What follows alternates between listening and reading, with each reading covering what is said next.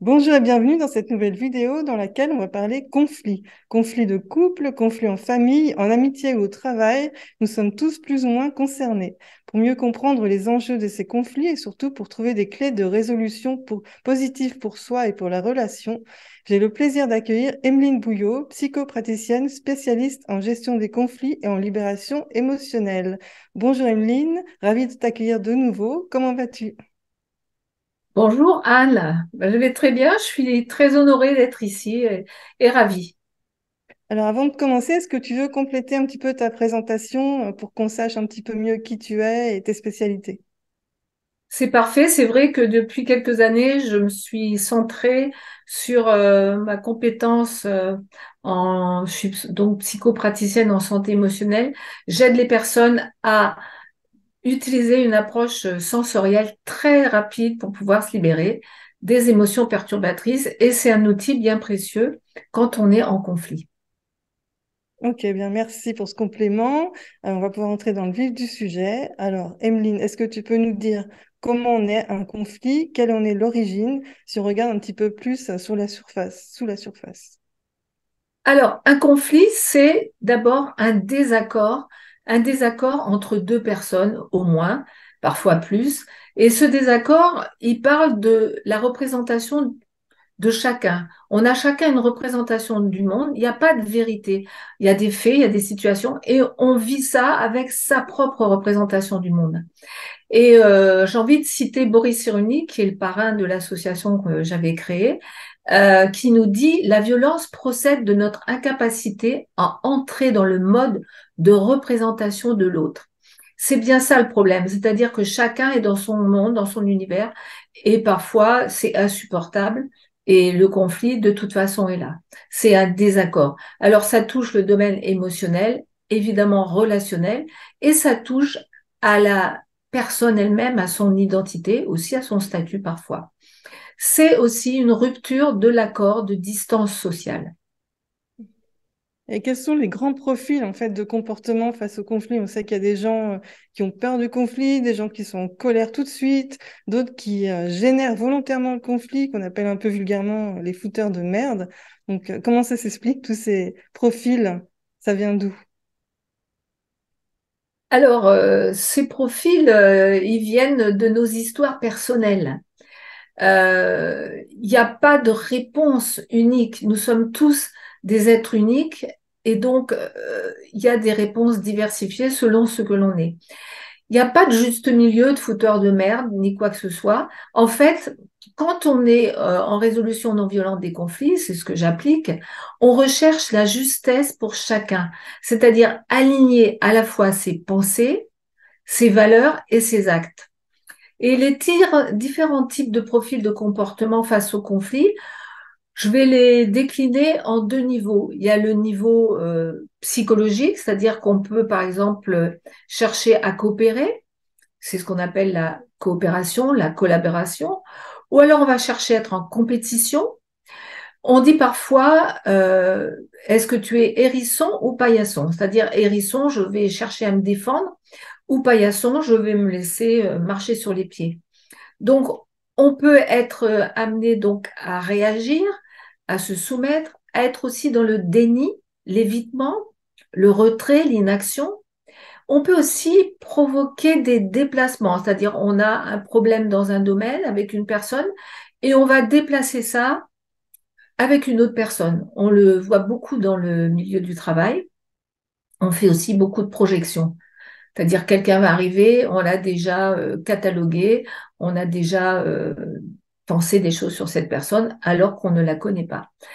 Ça, c'était au niveau psychologique. Au niveau biologique, physiologique, pardon, euh, la réaction, ça va être une réaction d'attaque, de fuite ou d'inhibition.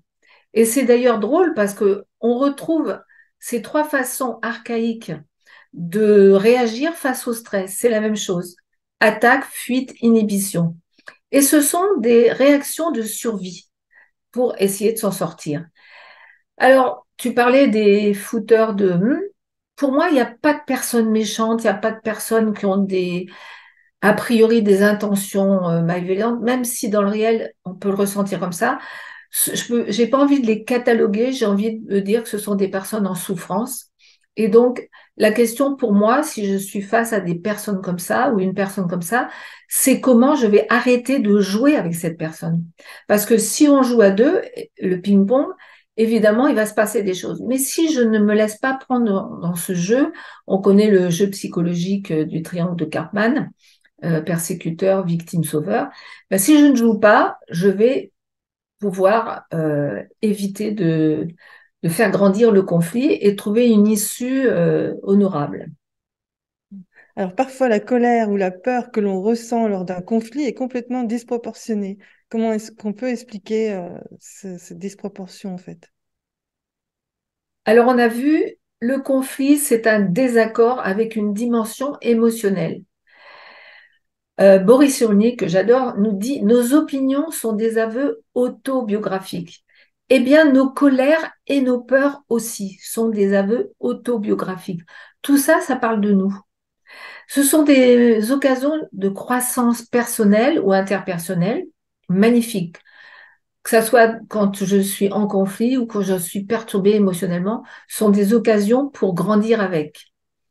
C'est disproportionné, oui, parce que souvent, ça réveille des problématiques émotionnelles non régulées et qui se sont même parfois chargées au fil du temps.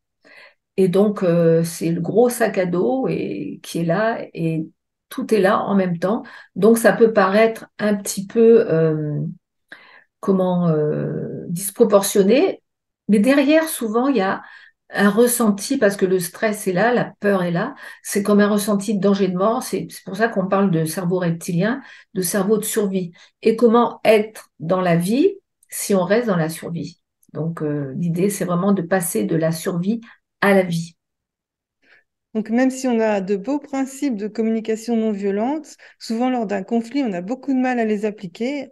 Je pense que tu as commencé un petit peu à l'expliquer, mais est-ce que tu peux nous expliciter un petit peu plus pourquoi on a tant de mal à appliquer nos principes? Alors, quand on est en conflit, on est dans l'émotionnel et on évoque à ce moment-là du cerveau de survie, le cerveau reptilien. C'est-à-dire qu'à ce moment-là, le cerveau reptilien, lui, il est très loin du néocortex, celui qui nous permet de réfléchir, de penser.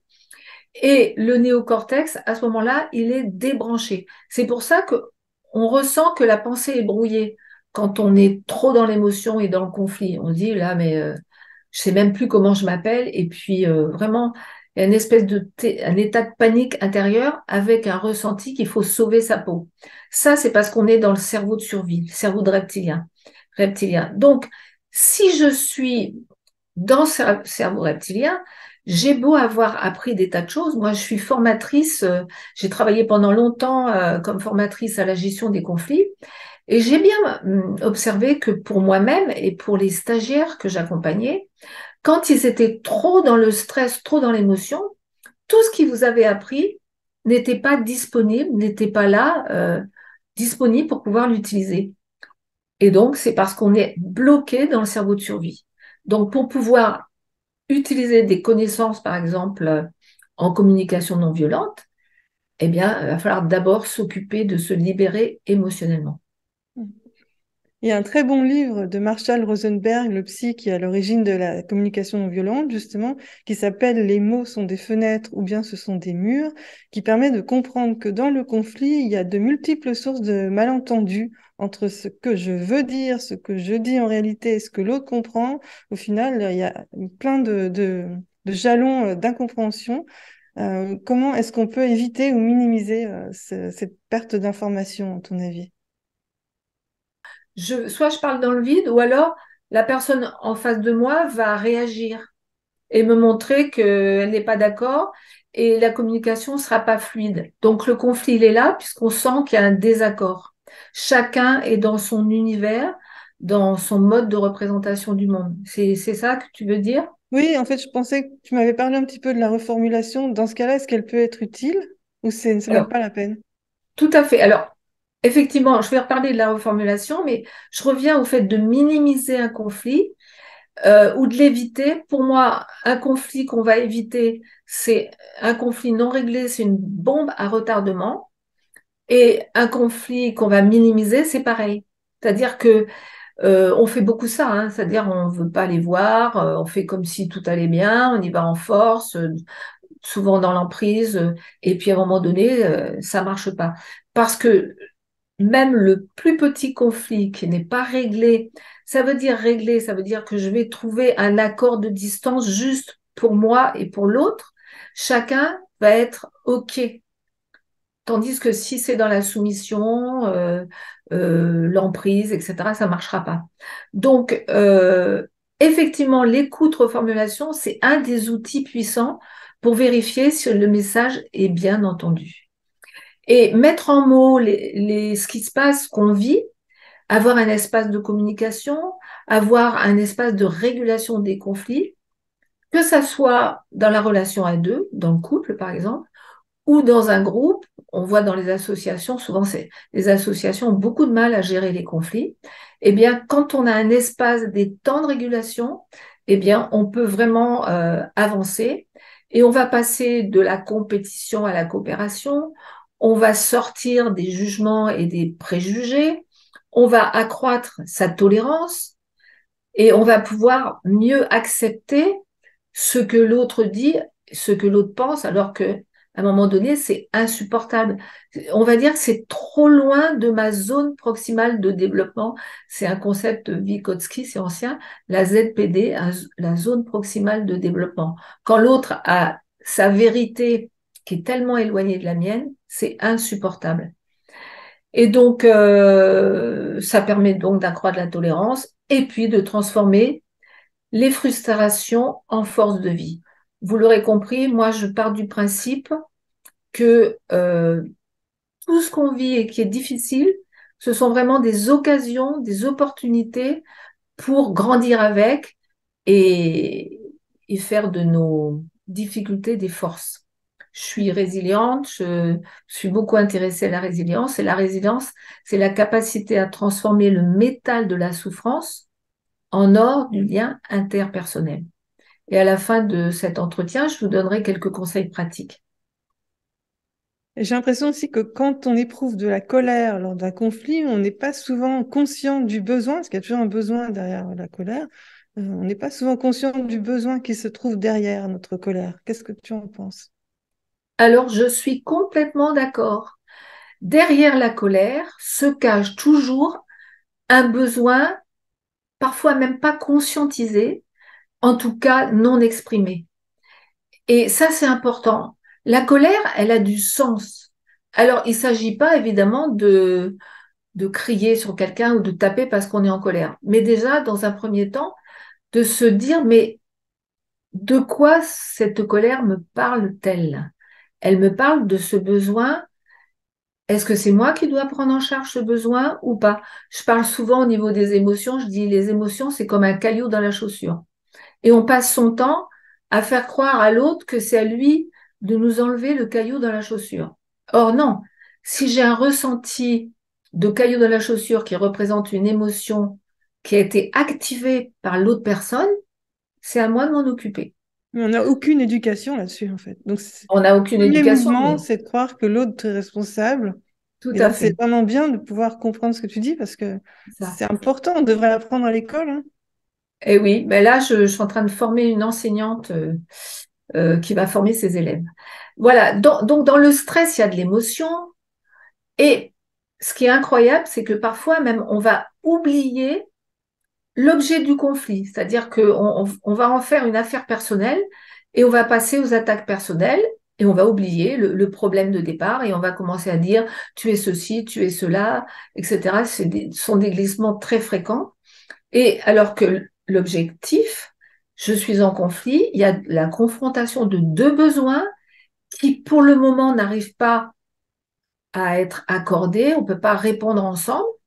Euh, donc, on va chercher comment on peut prendre en compte son besoin et en même temps prendre en compte le besoin de l'autre. Évidemment, il y aura à ouvrir un peu sa représentation.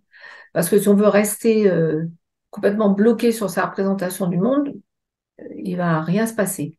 Donc, ouvrir sa représentation du monde, conscientiser son propre besoin, accueillir le besoin de l'autre, et là, on pourra aussi utiliser la créativité commune pour trouver ce que j'appelle une issue honorable sans perdant ni gagnant. Alors, tu as parlé un petit peu de la libération émotionnelle. Alors, qu'est-ce que c'est et en quoi est-ce qu'elle peut être une aide précieuse, voire indispensable pour la gestion des conflits? Alors, effectivement, pour moi, la libération émotionnelle, c'est indispensable lorsque nous sommes en conflit. Parce que d'abord, nous sommes activés émotionnellement et comme j'ai déjà dit, on se retrouve bloqué dans le cerveau de survie, le cerveau reptilien. Et là, on est complètement affolé. On n'a qu'une envie, c'est de sortir de ce ressenti de danger de mort et de tout faire pour retrouver la capacité à penser et à gérer sa vie. Donc, moi, j'ai beaucoup pratiqué d'approche en libération émotionnelle et quand j'ai découvert l'approche sensorielle que je pratique aujourd'hui, vraiment, ça m'a changé la vie. C'est pour ça que j'accompagne les gens et surtout, je forme les gens à l'autonomie émotionnelle parce que ça s'apprend assez facilement et surtout, c'est très rapide. C'est-à-dire qu'en moins de 2 minutes, dans l'instant, quand je suis dans le bug émotionnel, je vais pouvoir retrouver non pas seulement de l'apaisement, mais libérer à la source, vraiment à l'endroit où ça s'est enraciné, évidemment dans l'inconscient, l'origine de la perturbation émotionnelle. Donc, se libérer émotionnellement nous fait quitter le cerveau de survie et à ce moment-là, on va pouvoir à nouveau exprimer son besoin. Souvent, j'explique, vous n'êtes pas en colère par hasard, vous n'êtes pas mal par hasard, vous n'êtes pas en conflit par hasard. Qu'est-ce que vous allez pouvoir faire à partir de ça? On parle beaucoup en communication non violente d'identifier son besoin pour ensuite faire des demandes et demander avec l'autre ce qui est possible. Voilà. Donc, le conflit, le besoin, faire des demandes et être créatif et coopérer au lieu de se mettre en rivalité et en compétition. Voilà. Et donc, quand on est apaisé émotionnellement, on retrouve des connaissances qu'on a, par exemple, en communication non violente. Donc, ça veut dire finalement un conflit est toujours l'occasion de rejouer une problématique de l'enfance qui a pas été réglée, c'est ça? Alors, rejouer une problématique qui n'a pas été réglée à chaque fois. Alors, parfois, ça va rejouer des problématiques très anciennes. Et puis, on peut avoir cumulé, on s'en est défendu.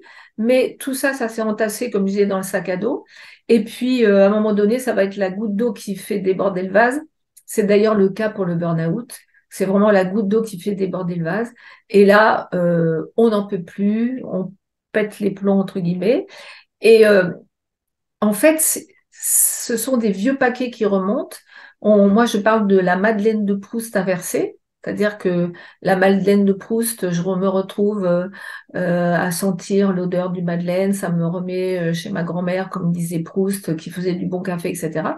Mais on a la même chose avec des situations traumatiques ou des conflits répétitifs à minima qui ont la même valeur qu'un trauma. On a la couleur, le son, les odeurs, tout, tout ce qu'on a engrammé au niveau sensoriel qui peut nous ramener à cet instant T. Et évidemment, avec l'approche sensorielle, là, on va pouvoir aller à l'origine, à la première empreinte sensorielle, et ensuite, ça prendra sur le fil, je dirais, de l'empreinte sensorielle, tout ce qui est accroché. Et surtout, on va travailler dans le présent. On va pas gratter dans le passé, c'est ça qui est important. Les problématiques non réglées émotionnelles, moi je dis, euh, la maladie cherche à nous guérir de nos blessures émotionnelles non cicatrisées. Mais tout est dans le présent en fait. C'est ça qui est génial. Donc le conflit dans le présent, la libération émotionnelle est dans le présent. Et là, on peut y arriver sans avoir, comme on faisait à une époque, des thérapies très très longues en cherchant à gratter dans le passé. Ça, j'adore ça. Pour moi, c'est une approche écologique. Alors, Mm.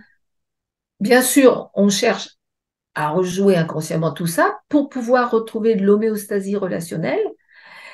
Et celui par qui je suis activée est la personne idéale qu'on soit dans le couple ou au travail, pour que je puisse évoluer.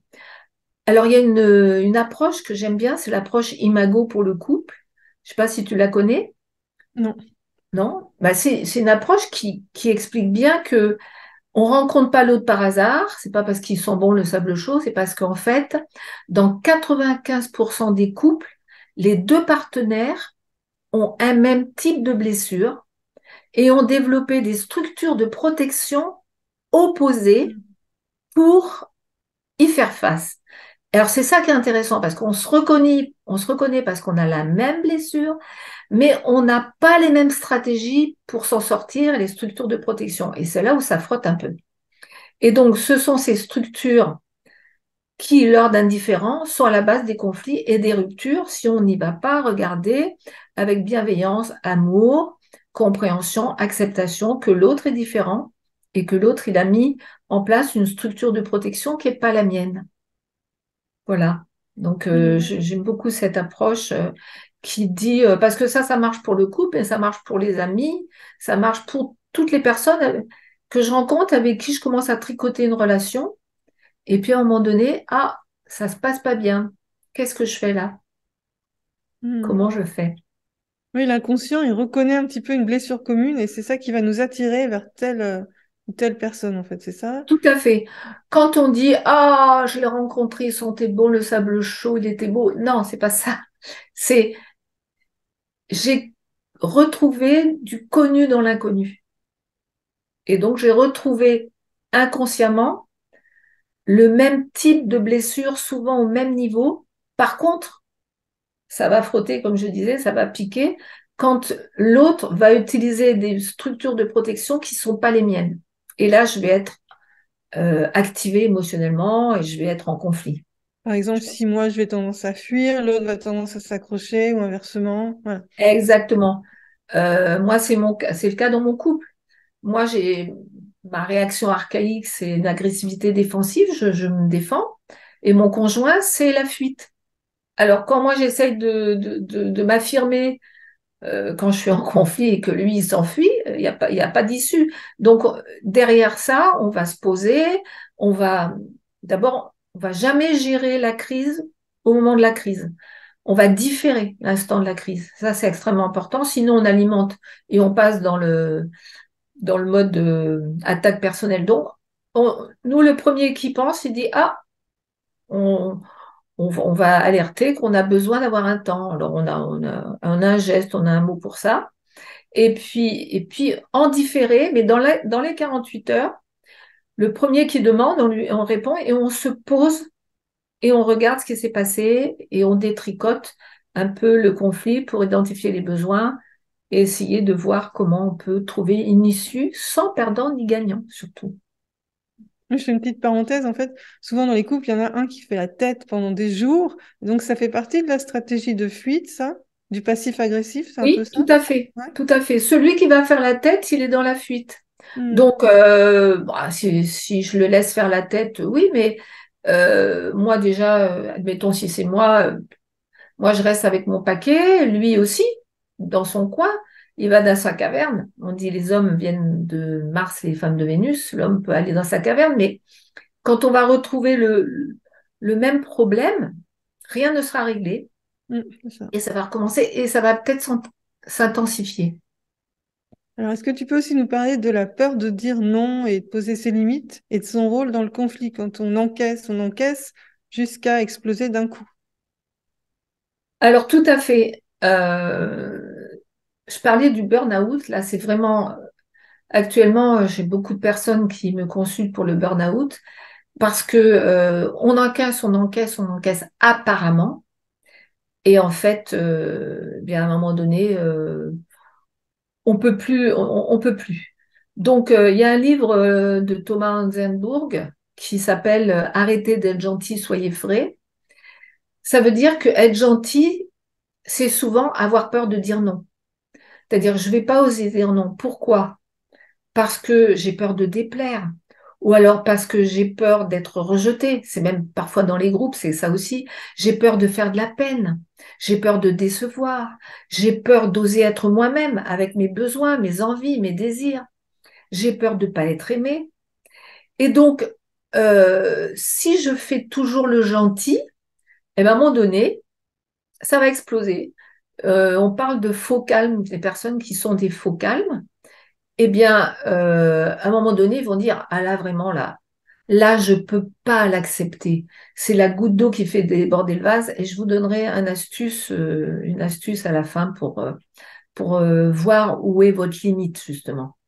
Donc, aussi pour les personnes qui essayent d'être toujours gentilles et qui n'osent pas dire non, il y a l'idée que le besoin de l'autre va être prioritaire sur le mien, sur son propre besoin.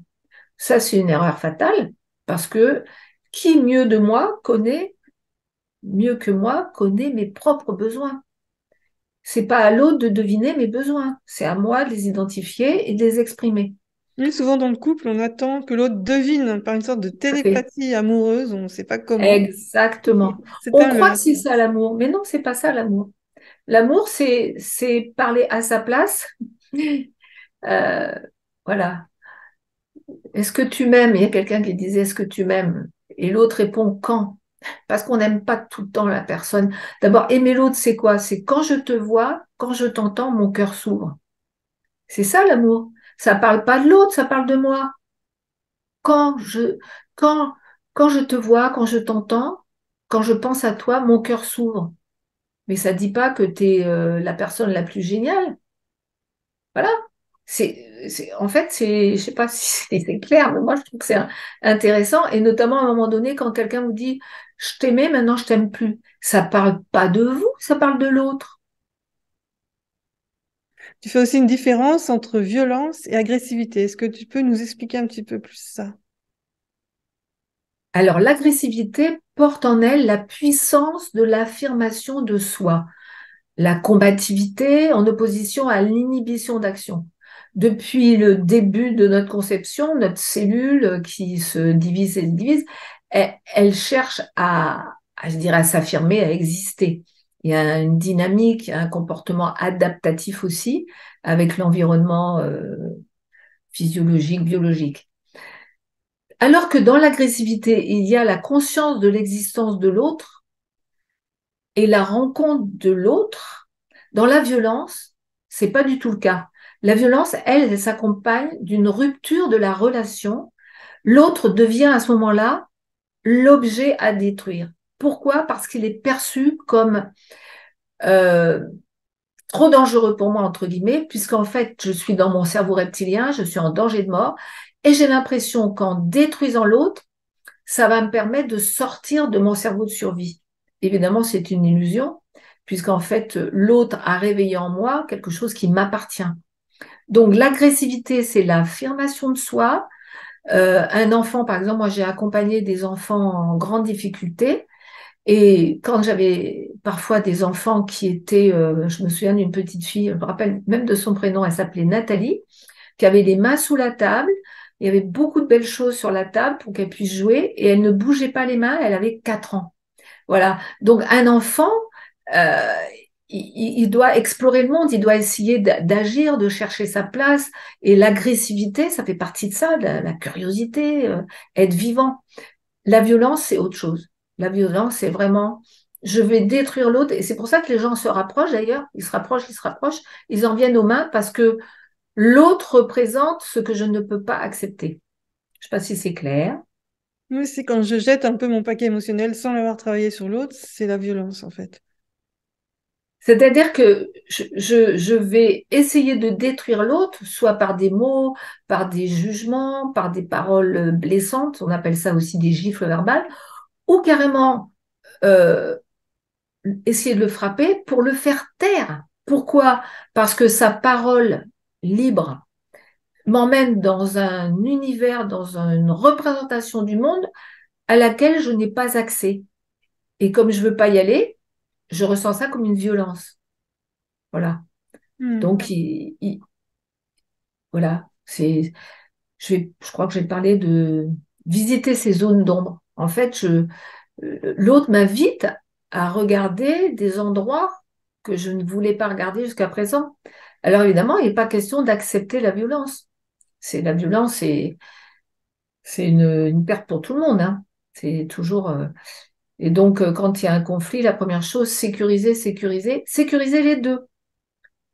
Voilà. Et ne pas gérer le conflit dans le moment où c'est la crise. On voit que le conflit est malheureusement souvent en fait un rapport de force entre deux égaux, ce qui peut rien donner de bon. Et comment on peut passer à un niveau supérieur vers un conflit utile et productif, si on peut dire ça comme ça, qui serait une forme de communication de cœur à cœur. Est-ce que c'est une utopie? Est-ce que c'est possible? Bien sûr que c'est pas une utopie. Alors, passer de cœur à cœur, si on dit ça directement aux gens, quand ils sont face à une personne qu'ils ressentent comme destructrice, et c'est parfois le cas, la question, c'est pas de continuer la relation et de se laisser écraser, maltraiter, humilier, rejeter, etc.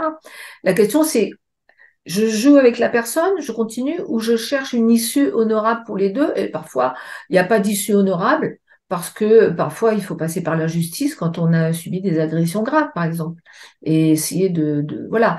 Mais il y a toujours effectivement un rapport de force quand il y a un conflit. Et pour sortir du rapport de force, eh ben, éviter d'y rentrer. Essayer de ne pas alimenter une posture qui va faire que je vais alimenter le rapport de force. Il y a des techniques, par exemple la Aikido.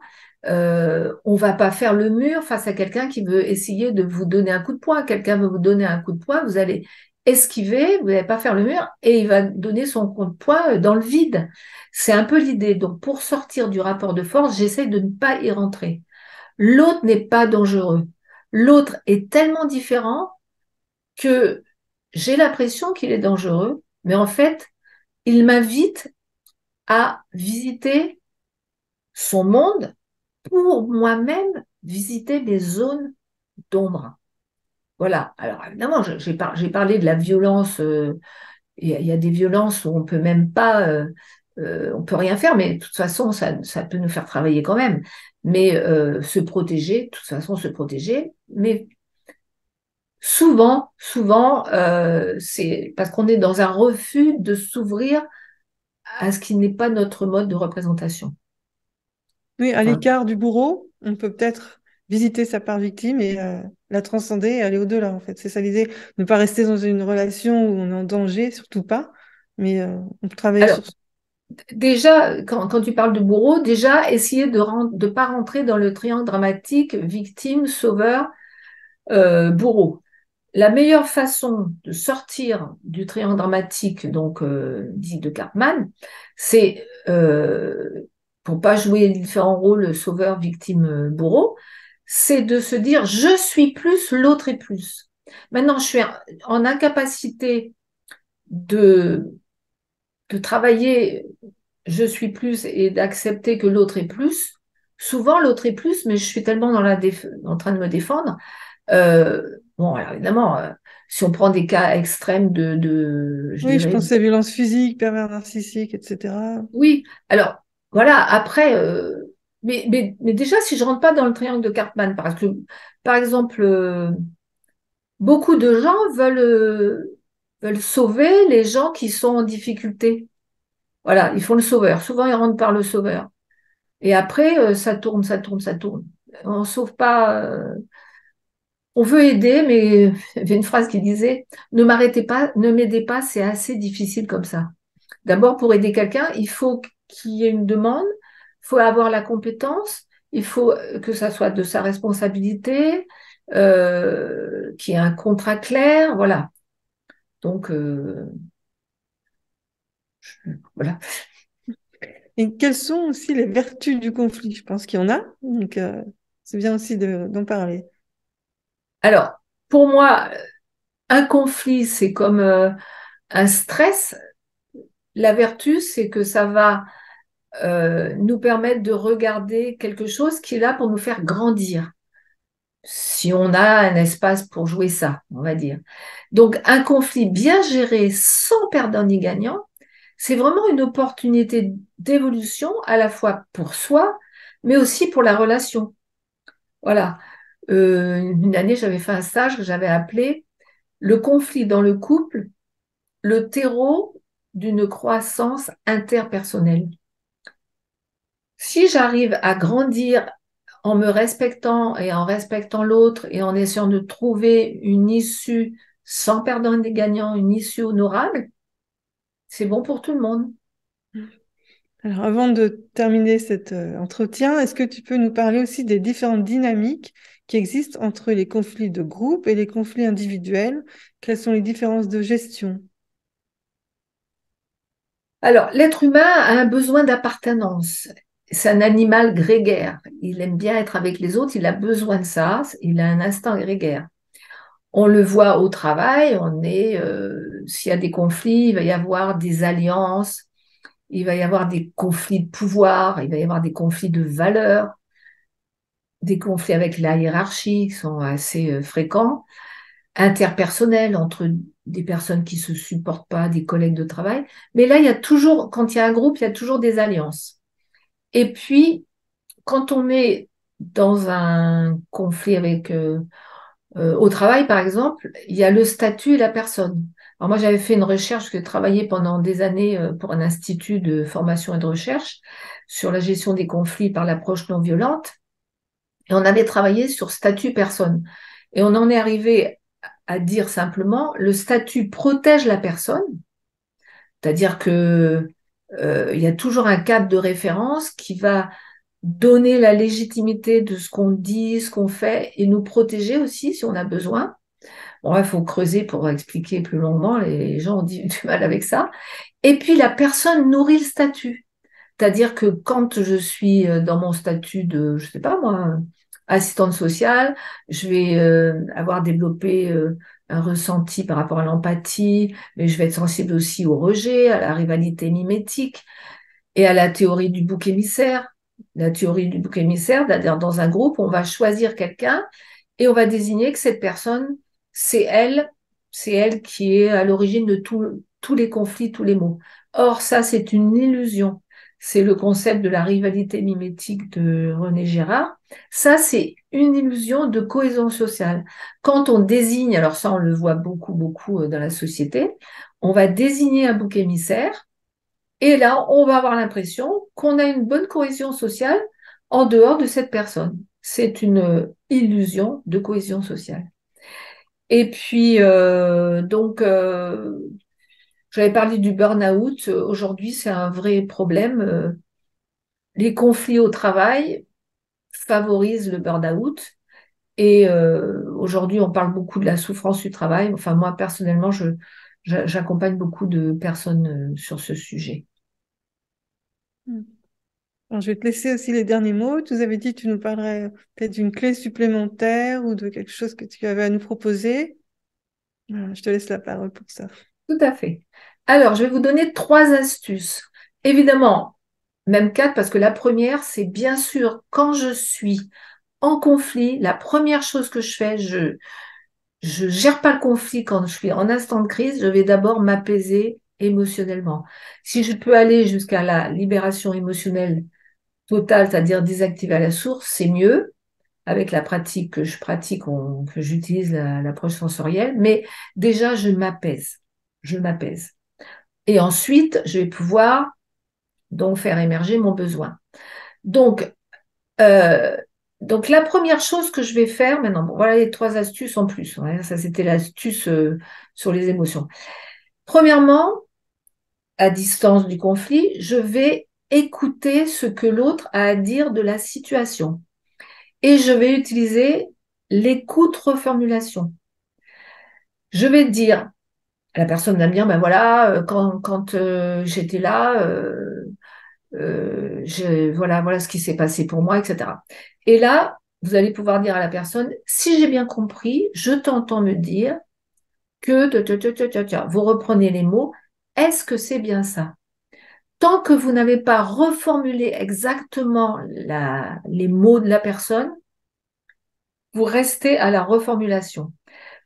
La plupart du temps, quand on est en conflit, qu'est-ce qu'on fait? L'autre nous parle, il nous dit, voilà ce que j'ai vécu, moi, toi, quand t'as pas vidé le lave-vaisselle, là, eh bien, et là, je suis en train, moi, de prévoir ce que je vais lui dire. Alors que l'idée, c'est d'accueillir sa représentation du monde autour du lave-vaisselle. Je reprends cet exemple ballot, mais qui, qui déclenche des conflits parfois. Et donc, je vais dire, si j'ai bien compris, je t'entends me dire que quand j'ai remis les assiettes dans le lave-vaisselle, alors qu'elles n'ont pas été passées sous l'eau, il y avait plein de détritus, c'était difficile pour toi. Est-ce que c'est bien ça? Et la personne va dire, oui, c'est ça. Et après, l'autre va parler, écoute, reformulation. Dans un premier temps, c'est très précieux. J'ai eu à utiliser ça avec des gens hors d'eux. J'avais un poste de cadre, ça a été très, très payant. Deuxième astuce, je vais vous proposer de lister pour vous-même, faire 2 colonnes, de lister, par exemple, vous êtes en conflit avec, on va dire, votre voisin. Vous prenez la personne et vous listez ce qui est négociable avec cette personne et ce qui est non négociable. Et vous pouvez faire cette liste négociable, non négociable à chaque fois que vous êtes en conflit avec quelqu'un. Ça vous permet de clarifier la limite. Et quand vous saurez que vous êtes dans la zone non négociable, là, vous êtes dans un ressenti de danger de mort, entre guillemets. Donc, listez négociable, non négociable pour chaque personne avec qui vous êtes en conflit. Ça peut être les enfants, les parents. Je parle des parents quand on a des parents âgés. Et puis, troisième astuce, essayez, quand vous exprimez votre besoin, quand vous parlez à quelqu'un, de parler en message je. Vous pouvez dire tout en message je. J'ai ressenti, je me demande, j'ai besoin, moi voilà comment j'ai perçu ça. Quand on parle en message je, on parle de soi, on ne parle pas de l'autre. Et ce qui augmente le conflit, et la tension dans le conflit, c'est parce qu'on parle sur l'autre. Voilà, donc message je.